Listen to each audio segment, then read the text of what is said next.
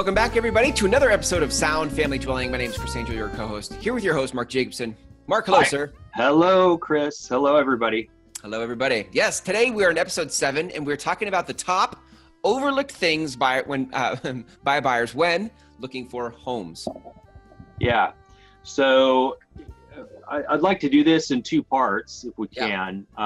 Just do the first few today, and then another day we'll do the rest. Or more on that I've got listed here. Yeah. And, these are things when people are out looking at homes, you're usually spending half a day doing that. And you're going to 5, 6, sometimes up to 10 homes in a day. That's a really busy day. But that's a busy day, yeah. But when you're doing that, you're kind of looking at the overall picture of the home, and there's just a lot of things I think that people overlook that are really simple to check out while you're there at the house and on the property.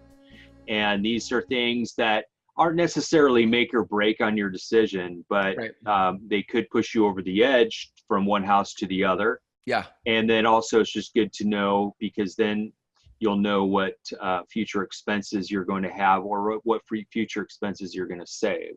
Yeah. So anyway, without further ado, why don't we just get into it? Let's dive in. These are things that are not necessarily ranked.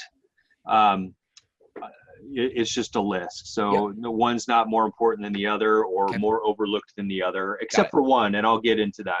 Okay. When we get there. Anyway, so number 1, when going through a home, check out the closets. Closets. Right? Yep. You think, and a lot of people do look at closets, but a lot of people don't. They don't pay attention to them.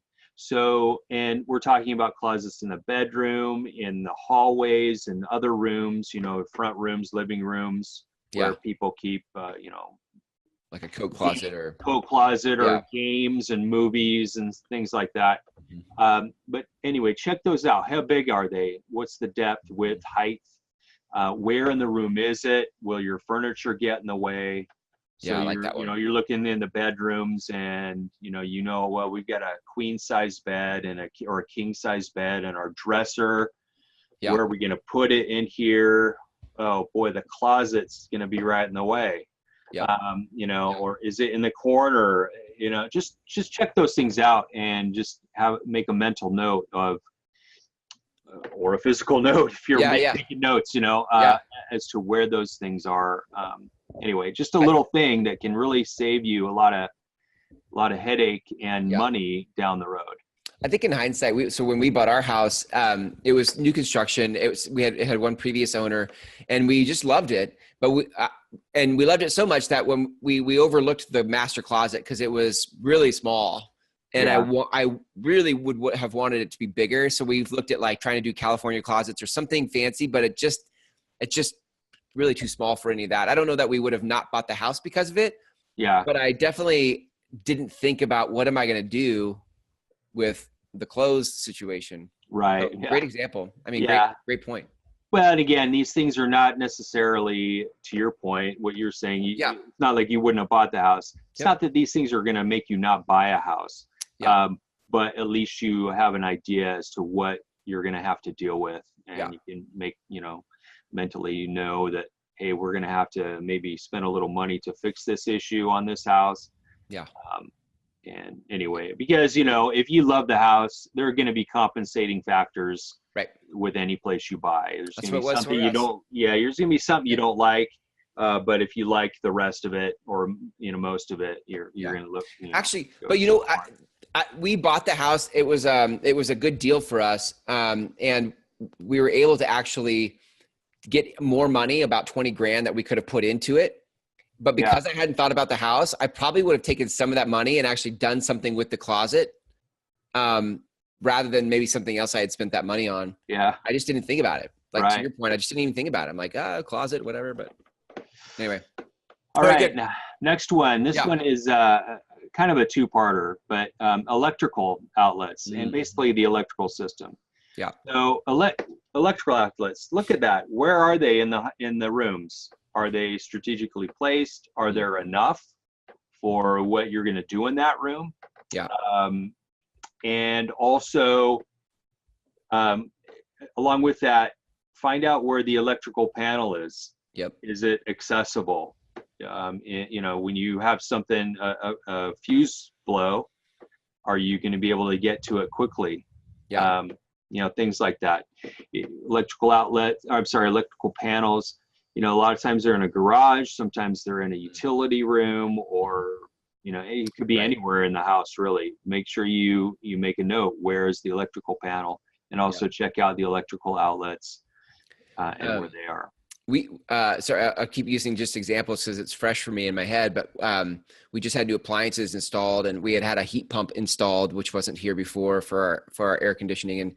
And we actually ended up maxing out our panel. So like if we wanted to add a hot tub right now, or we wanted to do some other sort of electrical thing, there wouldn't be room on our panel because of the way the builder built it. He sort of like maxed out the panel. Sure. So I you'd mean, you'd have to get a new panel for that. Right. Exactly. Like right. Yeah, exactly. Yeah. So okay.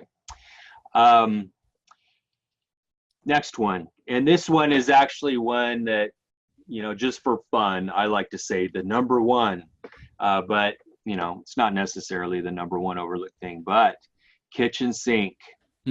Most people, when they go into a kitchen, they look at the counter space and the layout of the kitchen and the cabinets and the overall space in the kitchen, and they kind of go, oh, okay, this and this and this, where the window is. Yeah. But they overlook the kitchen sink, everything but the kitchen sink, right? New spin on that little saying. Right. How deep is it? Is it a dual sink? Is it a single sink? Does it have a disposal?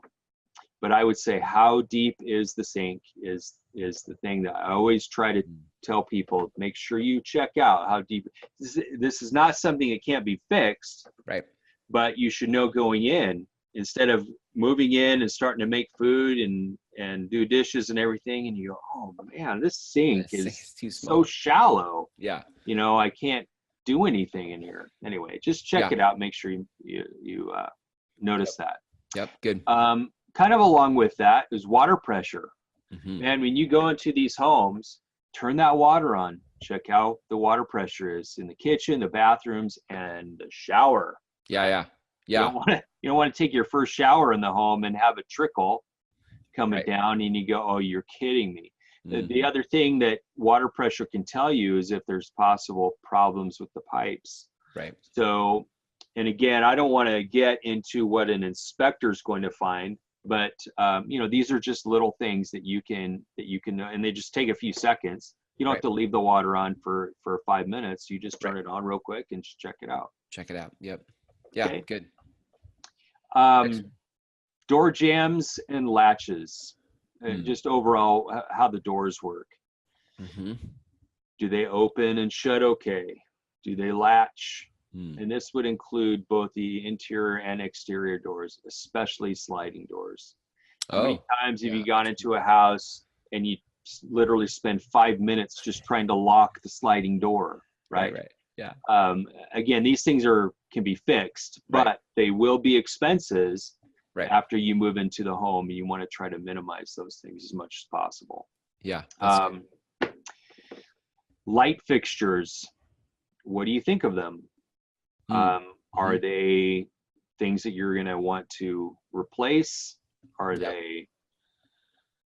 you okay with the light fixtures? Is a chandelier in the dining area, does it hang too low? Is it too high? Anyway, just little things like that. And I would say make sure you look at both the interior and the exterior light fixtures. Yeah. On the porches and things like that.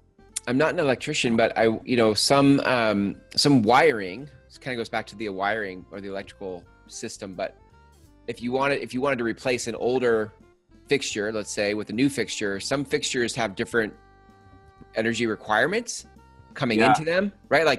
So you don't want to put a fixture with the wrong wiring in the ceiling and have them not be compatible. And again, I don't know how you would know that walking through your house and whatever, but I think those are important things to kind of like tuck in the back of your mind. Yeah, definitely. Cool. So anyway, a little short and sweet today on this one. If anybody has any questions about this, or you want to get, I can email you the list of a lot of these things from soundfamilydwelling@gmail.com. Just send me an email there, and I'd love to talk to you more about it. Awesome, Mark. This is part 1. We'll do part 2 here in the next episode of the top overlooked things by buyers. And again, if you guys want the list, email Mark at soundfamilydwelling@gmail.com. Awesome, Mark. Thank you. See you in the next one. All right.